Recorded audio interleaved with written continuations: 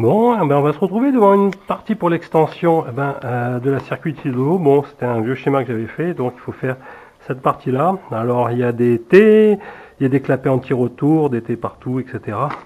Et grosso modo, regardez bien, ça c'est une première partie de pièce. Alors, c'est un engin de la mort. En fait, ça c'est plutôt comme ça. Donc, histoire qu'une électro 23 voies qui se ferme manuellement, mais qui est commandable électriquement. Donc, le tuyau d'eau qui arrive là pour la montée dans les combles. Si en circuit direct, ça passera comme ça et ça remontera dans les combles. Sinon, ça va dans la nouvelle, on va dire la nouvelle circuiterie. Donc, une sonde de température, voilà, un clapet anti-retour, voilà. Ça, c'est ce qui va arriver du troisième circuit, donc un clapet anti-retour ici, donc l'eau ne pourra aller que par là, et l'eau ne pourra aller que par là. Donc, impossible de remonter par là ou de revenir par là. Et ça partira dans la circuiterie, donc il y aura pas mal de coudes à 90 degrés que j'en ai commencé à fermer, à monter, voilà, c'est pour faire mes zigzags, donc deux coudes à 90 degrés, de part et d'autre la longueur des panneaux, ça va faire le job. Et puis il va falloir également d'autres T, donc j'ai commandé, vous voyez, je ne sais pas combien de raccords, j'en ai eu pour sur un site qui s'appelle Plomberie Pro, voilà. Bon, j'en ai eu pour dans les 120 balles quand même encore. Mais il y a eu pas mal de pièces, et encore il va manquer un petit peu. Donc je vais attacher aussi sur la muralière en bois avec, vous savez, ces genres de bandes là qu'on met au sol pour attacher les câbles. Donc je vais me faire des attaches un peu en poste, et puis après il va y avoir phase de peinture. Vous voyez, mais j'ai reçu plein de... Alors j'aime bien les, excusez-moi, je suis en PER, compression, j'aime pas sertir, parce qu'au cas si je veux le redémonter ou réparer que ce soit, c'est possible avec ça, c'est un peu plus cher. Quoique vraiment sur ce site c'était quand même deux fois et demi moins cher que Perlimpinpin, donc ça valait le coup. En plus le port était gratuit à partir de je sais plus quel montant, je pense de 100 euros. Donc je leur fais de la pub, mais pourtant je n'ai aucun lien affilié. Alors on se retrouve devant la partie plomberie. Voilà, tous les raccords ont été montés. Je vous ai pas montré, pas filmé, c'est du joint filasse classique. Je vous renvoie aux vidéos de Jérémy Rénov si vous voulez les techniques, mais bon, rien d'intelligent. C'était long parce qu'il y a beaucoup de raccords. Alors voici les différents éléments. Donc je vous rappelle qu'ils vont être installés plutôt en hauteur au niveau de la muralière, là où est de ma pergola. Donc après je mettrai un cache pour le côté esthétique. Mais on va dire que vous avez deux électrovannes 3 voies. Et donc en fait actuellement, donc j'ai l'eau qui arrive dans le tuyau montant qui va dans les combles, en fait, va passer, arrive par là, voilà, et arrive dans cette électrovanne 3 voies. Donc il peut être sélectionné aussi manuellement ou évidemment commandé par homme assistant. Et donc en trajet direct, je remonte comme ça dans les combles, et là vous voyez un premier clapet qui m'empêche de revenir comme ça. Alors ici vous voyez également que j'ai la possibilité de bifurquer sur la droite, donc en sélectionnant sur la troisième voie de l'électrovanne, et là vous voyez un clapet anti-retour qui m'empêche d'aller par là, donc je ne peux aller que dans cette direction. J'arrive sur un T, et là vous avez un autre clapet, et donc vous allez avoir aussi par le dessus un autre circuit qui va arriver, mais j'en parlerai plus tard. Et là en fait le nouveau circuit que je vais installer qui va courir sous les panneaux arrive ici, voilà, donc je ne peux aller que dans cette direction, je ne peux pas remonter par là. Et là vous voyez au travers de ce T une sonde de température, donc ça va être la température en entrée du nouveau circuit avant démarrage des panneaux solaires, on va dire. Et ici je vais avoir des raccords, etc., qui me permettra d'attaquer.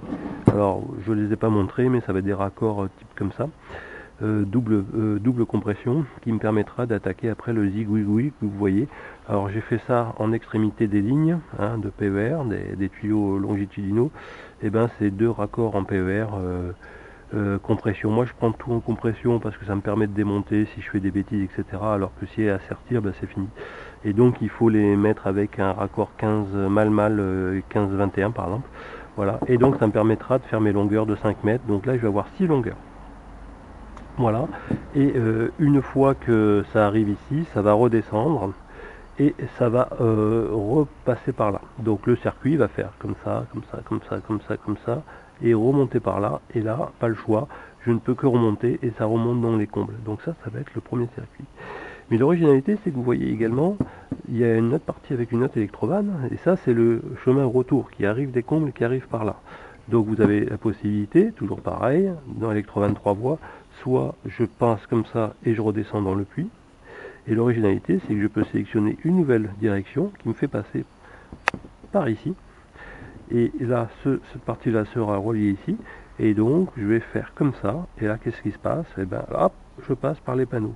Donc, moralité, avec ce circuit-là, ben, ça va faire circuit court, entre guillemets, comble, panneau, et ça évite de passer par le puits.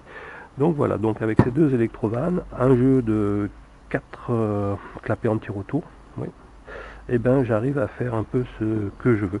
Donc, les clapets sont 1, 2, 3 et 4. Eh bien, on va se retrouver devant l'installation. Donc, vous retrouvez mon regard, j'ai démonté la plaque. Donc, vous avez les deux électrovannes, une de remplissage du circuit, une de vidange. Donc, évidemment, grâce à Géosol Thermie, en fonction des températures que je vais lire, je vais vous expliquer dans un moment, en cas de gel, je déclenche la vidange du circuit, histoire de ne pas péter quelque chose. Alors, ce qui m'a occupé ces derniers temps, eh ben, c'est installer tout ce vrac. Alors, je vous retrouve avant peinture, avant le propre. Histoire de, vous voyez, j'ai la peinture elle est partie, donc je vais tout repeindre, n'ayez pas peur, c'est moche, c'est normal. Et puis avant que je mette un cache pour mettre toute la partie technique à l'abri des regards. Néanmoins, on va retrouver ici l'électrovanne 3 voies descendante, c'est-à-dire qu'ici ça vient du vide des combles, voilà, et qui va descendre ici par ce tuyau, qui va au fond du puits et dans l'échange.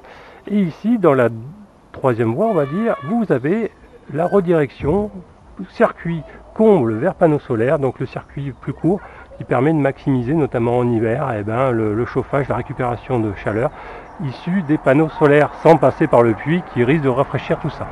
Ici vous avez le tuyau montant, donc le trajet original c'était j'arrive ici et je remonte au comble, et ici vous avez la troisième voie qui permet de basculer sous les panneaux solaires. Et donc ben, vous avez les sondes Dallas, une en entrée du système des panneaux solaires et une en sortie, voilà, histoire de savoir combien on a pris de degrés.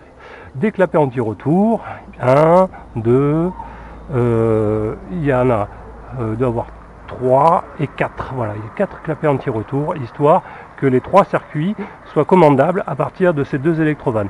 Je vais d'ailleurs mentionner un peu qu'est-ce qui s'est passé pour cette électrovanne 3 voies, puisque j'ai dû changer un peu les choses, enfin dire la partie originale de l'utilisation.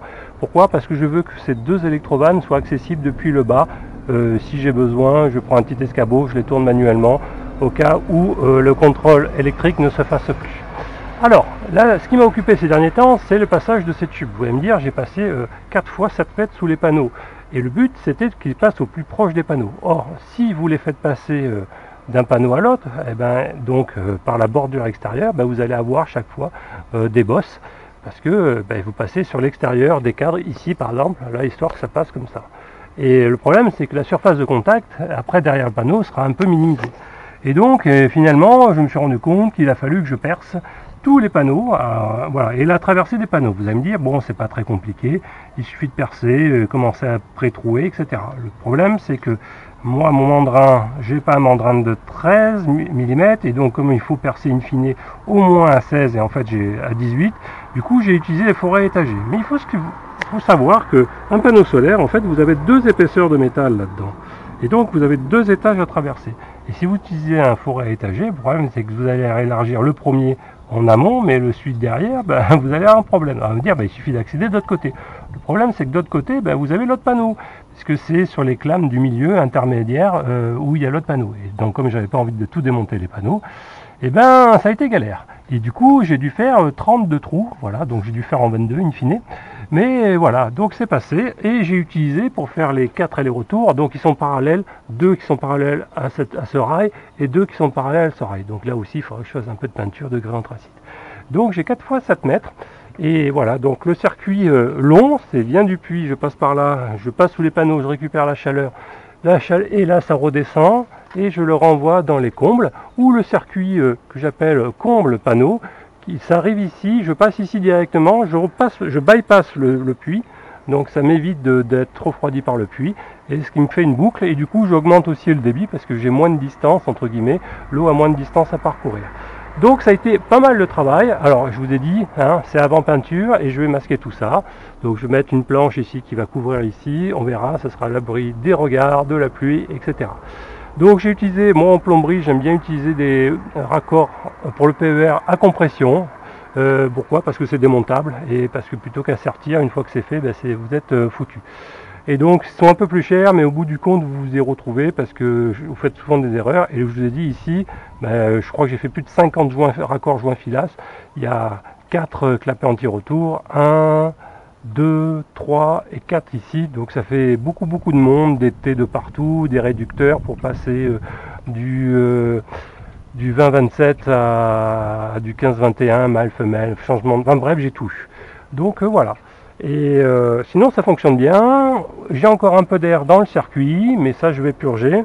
Alors note pour plus tard, malheureusement, j'aurais pu faire un petit peu mieux si j'avais inversé par exemple l'électrovanne de remplissage avec celle de vidange, parce que du coup pour chasser l'air, même si j'ai placé un purgeur automatique en haut du circuit, il purge ce qu'il peut, j'ai quand même pas mal d'air, donc j'aurais dû entre guillemets inverser ces deux électrovannes, et du coup ça m'aurait permis de purger beaucoup plus vite, parce que là je suis obligé de remplir un peu, d'arrêter, de faire circuler la pompe et de vider un tout petit peu pour que l'air qui arrive par là soit chassé.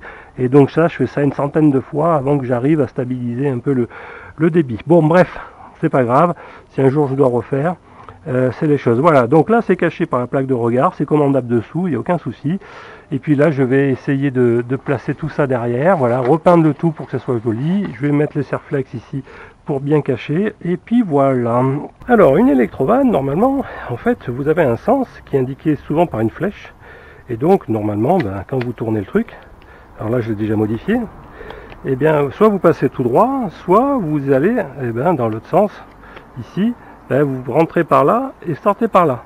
Or par défaut, vous voyez, en fait l'électrovanne n'était pas comme ça, elle était symétrique, donc c'est à dire que moi en fait c'est comme si j'allais sur la gauche, sur la gauche, et moi c'est pas du tout la direction de mon système, ou alors j'aurais dû mettre l'électrovanne dans ce sens là, et effectivement, mais du coup c'était pas accessible depuis le dessous. Donc une astuce, mais bon, elle vaut ce qu'elle vaut, hein, c'est pas génialissime, c'est que vous devez alors dévisser, alors voilà, et donc le truc à faire, c'est malheureusement, vous voyez, vous avez deux ergots comme ça, il faut les mettre en quadrature. Donc vous allez me dire, ah ouais, mais du coup ça rentre plus et on peut plus les serrer. Si, en forçant un petit peu, vous allez arriver à revisser le truc, c'est pas génialissime, et du coup vous allez pouvoir faire votre changement de direction. Alors pour les plus puristes, j'aurais pu prendre 5 minutes, c'est creuser aussi une empreinte là, à l'instar pour faire une croix, et là du coup j'aurais pu mettre mon truc sans aucun souci. Voilà, c'était une astuce à 2 balles. Si un jour vous avez ce genre de problème, il est possible de le faire.